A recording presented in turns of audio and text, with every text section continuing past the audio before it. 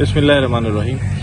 Rice इस वक्त एक बड़ी सेंसिटिव स्टेज पर मौजूद है और चूंकि इस वक्त इसकी पोलिनेशन जो है वो निकल रही है, स्टार्ट हो चुकी है। कई जगह पर ये गोब की हालत में है, कई जगह पर ये गोब की हालत के लिए तैयारी कर रहा है और साथ इस वक्त जो टेम्परेचर है वो भी खासा हाई टेम्परेचर है और वो पोलिनेशन को ज़रूर मुतासर कर सकता है।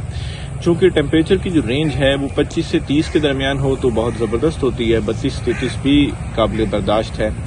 तो इससे ऊपर का जो टेम्परेचर है, खासतौर पर 35 या 35 से ऊपर की जो रेंज है वो पोलिनेशन को डिस्टर्ब कर सकती है और जैसे ही टेम्परेचर इससे ज़्यादा होता है तो फिर वो पैडी ब्लास्ट को या BLB bacterial leaf blight BLB जो है इसको प्रमोशन करता है, उसको इन्हांस करता है। तो ये जो दो डिजीज़ हैं ये हाई टेम्परेचर पर ज़्यादा फैलती हैं। तो ये जो टेम्परेचर है ये आम तौर पर जो राइस ग्रोअर एरियाज़ हैं, कलर बेल्ट है, उसमें तो तकरीबन 30 या इसी रेंज में है।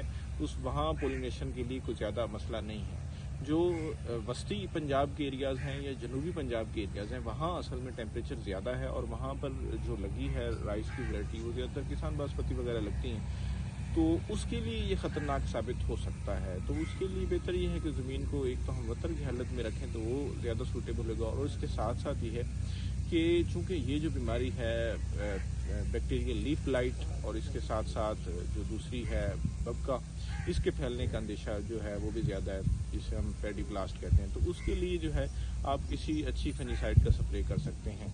अच्छा, इसके लिए कॉपर जो ऑक्सीक्लोराइड है या कॉपर हाइड्रोक्साइड, कॉपर बेस्ड जो भी फंजीसाइड है, अगर आप पोलिनेशन के बाद उसका स्प्रे करते हैं तो देखा यह गया है कि जो ग्रेन है उस पर इसके जो दाग हैं वो नज़र आते हैं। तो अगर तो पोलिनेशन से पहले है, सीटा निकलने से पहले की स्टेज है, तो फिर तो आप जो है कॉपर बेस्ड फंजीसाइड उसका स्प्रे कर सकते हैं।